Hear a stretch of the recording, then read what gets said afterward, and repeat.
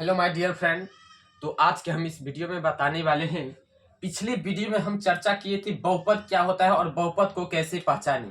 और अभी के इस वीडियो में हम बताने वाले हैं बहुपद के प्रकार, जो कि हम पिछले वीडियो में आप लोग को बोले थे कि अगले वीडियो में आपको बहुपद के प्रकार आएगा। तो बहुपद के प्रकार क्या होता है, तो सबसे पहले देखेंगे बहुपद को दो आधार पे बांटा गया है। कितने आधार पे बांटा गया है? दो आधार पे। अब डायरेक्ट ये नहीं कहेंगे बहुपद 4 प्रकार के होते हैं, बहुपद 5 प्रकार के होते हैं। बहुपद को कितने आधार पे बांटा गया है? दो आधार पे। अब दो आधार क्या है? तो पद के आधार पर। किस चीज के आधार पर? पद के आधार, पद के आधार पर। एक क्या बांटा गया है? घात के आधार पर। किस चीज के आधार पर? घात के आधार पर। अब देखिए, अब कोई आपको क्वेश्चन पूछते कि बहुपद के प्रकार क्या होता है, तो आप बोलिएगा बहुपद को दो आधार पे बांटा गया है। पहला बांटा गया पद के आधार पर, दूसरा क्या है? घात के आधार पर। अब कोई पूछेगा क्वेश्चन पद के आधार पर कितने प्रकार के होते हैं और घात के आधार पर कितने प्रकार के होते हैं, तो देखिए अभी आप लोग के क्लास 10th में 3 ही प्रकार में है। तो पद के आधार पर 3 होता है। पहला होता है एक पदी बहुपद। कितना पदी? एक पदी बहुपद। दूसरा क्या होगा? आप लोग का नाम से यह स्पष्ट हो जाएगा, द्विपदी बहुपद। तीसरा क्या हो जाएगा? तीसरा क्या होगा? तो त्रिपदी बहुपद।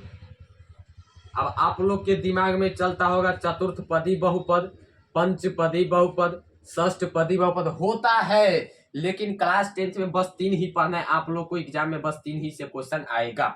अब देखिए घात के आधार पर कितना होता है? तो 3। एक होता है रैखिक। क्या होता है? रैखिक। अब आप लोग ये नहीं जानिएगा, आप लोग रैखिक को ये नहीं बोलेगा कि एक घातीय बहुपद, रैखिक बहुपद। दूसरा क्या होगा? द्विघात बहुपद, द्विघात बहुपद। तीसरा क्या होगा? त्रिघात बहुपद, त्रिघात बहुपद। अब देखिए तीनों को हम परिभाषित करेंगे तो देख के ही परिभाषित कोई भी कर सकता है। अब कहेगा कि देखिए क्वेश्चन कोई पूछेगा बहुपद के प्रकार, तो आप लोग बोलिएगा बहुपद को दो आधार पे बांटा गया है, पद के आधार पर और घात के आधार पर। इसके बाद अगर पूछ देगा पद के आधार पर कितने प्रकार के, तो 3 प्रकार के। 3 प्रकार में पहला क्या हो जाएगा? तो एक पदी, द्विपदी, त्रिपदी। अब एक पदी तो देखिए नाम से यह स्पष्ट है, एक पद, एक पदी हो गया। तो वैसा बहुपद जिसमें एक पद हो, वैसा बहुपद जिसमें एक पद हो उसे क्या कहेंगे? एक पदी। अब इसके जगह पर एग्जांपल देख लेते हैं। मान लीजिए हम लिख लेंगे 2x। क्या ये एक पदी बहुपद है? पद मतलब एक ही ना है। अब देखिए यहाँ पर लिख देंगे एक्स स्क्वायर, एक पदी बहुपद है।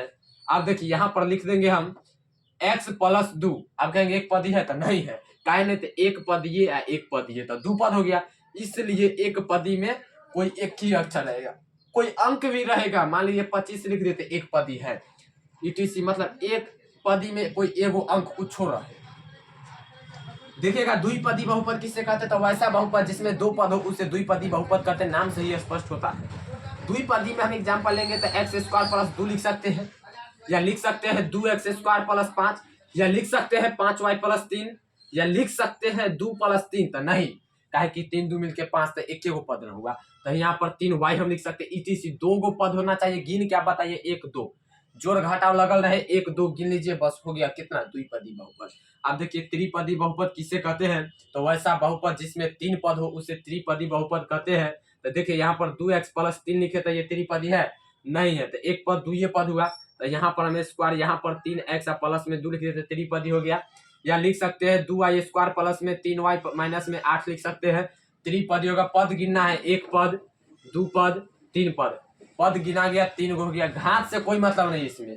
तो पद गिनना है तो पद के आधार पर एक पदी, द्विपदी, त्रिपदी। आप लोग को परीक्षा में आ सकता है 2x प्लस 5 निम्न में कौन बहुपद है? ऑप्शन में दे देगा पहला एक पदी, दूसरा दे देगा द्विपदी और तीसरा दे देगा त्रिपदी। इनमें से सभी तो देखिए एक पद और द्विपद, तो कौन में मानिएगा? द्विपदी में। इसी प्रकार आप लोग को क्वेश्चन पूछा जाएगा घात के आधार पर। पद के आधार पर बहुत कम क्वेश्चन पूछा जाता है, घात के आधार पर अधिक से अधिक क्वेश्चन पूछा जाता है। अब देखिए रैखिक, तो रैखिक मतलब आपको नाम से स्पष्ट नहीं होता रैखिक, लेकिन रैखिक बहुपद कहेंगे वैसा बहुपद जिसमें चर का घात क्या होगा? चर का घात 1 होगा। कितना होगा? 1 होगा। अब 1 होगा नहीं मतलब अधिकतम घात 1 होगा। जैसे हम लिख दिए 2x² अब प्लस में 3x प्लस में 2। अब कहेंगे कि ये चर का घात 1 होगा तो यहाँ पर तो 1 है तो रैखिक हो जाएगा। नहीं, अधिकतम घात 1 होगा तो सबसे ज्यादा घात इसमें क्या है 2 है, तो इसलिए रैखिक बहुपद नहीं होगा। अगर हम इसको हटा दिए, अब बताइए इसको भी हटा दिए तो कितना हो जाएगा। इसमें पद गिनेंगे तब हम 1 2 3 कहेंगे तो गलती हो जाएगा। 3 2 5x प्लस 2 हो जाएगा, इसका मतलब 5x प्लस 2। देखिए एक पद और 2 पद तो 2 ही पद ही हो गया। अब घात के आधार पर कोई पूछते तो घात कितना है सबसे ज्यादा, दोनों में 1 है तो 1 सबसे ज्यादा घात रहेगा तो रैखिक। इसी प्रकार द्विघात बहुपद है तो द्विघात बहुपद में कहेंगे वैसा बहुपद जिसमें चर का अधिकतम घात 2 हो। अब देखिए अधिकतम घात कहने का मतलब 2x² प्लस में 3x माइनस में 4। अब कहेंगे इसमें सबसे ज्यादा घात कितना है, देखिए इसको देखेंगे सबसे पहले तो इसमें 2 है, इसमें 1 है, इसमें नहीं कुछ हो तो 0 है। 0 1 2 है, सबसे ज्यादा क्या है 2, तो द्विघात बहुपद हो गया। इसी प्रकार देखेंगे त्रिघात बहुपद तो वैसा बहुपद जिसमें चर का अधिकतम घात 3 हो उसे त्रिघात बहुपद कहते हैं। तो देखिए त्रिघात बहुपद का एग्जांपल लेंगे 2x³ प्लस में 4x² प्लस में 5x माइनस में 2। आप देखिए त्रिघात बहुपद होगा, इसका पावर में कुछ होता 0, इसमें 1, इसमें 2, इसमें 3। अब देखिए सबसे ज्यादा पावर क्या है 3, तो सबसे ज्यादा पावर 3 है मतलब त्रिघात बहुपद। आप लोग के क्वेश्चन में पूछ देगा 2x³ प्लस में 5x² माइनस में 2, बताइए कौन बहुपद है, तो कहिएगा ऑप्शन के हिसाब से पद के आधार पर कुछ ऑप्शन में दे देगा 1 पद 2 पद त्रिपदी, तो 1 2 3 पद मान दीजिएगा। अब कहेगा घात के आधार पर पूछ देगा रैखिक द्विघात त्रिघात, तो देखिए सबसे ज्यादा पावर क्या है 3, तो त्रिघात मार दीजिएगा। अब अगले वीडियो में हम आप लोग को बताएंगे कि रैखिक बहुपद, द्विघात बहुपद, त्रिघात बहुपद का व्यापक रूप क्या होता है, इसके अधिक से अधिक कितने शून्यक होते हैं।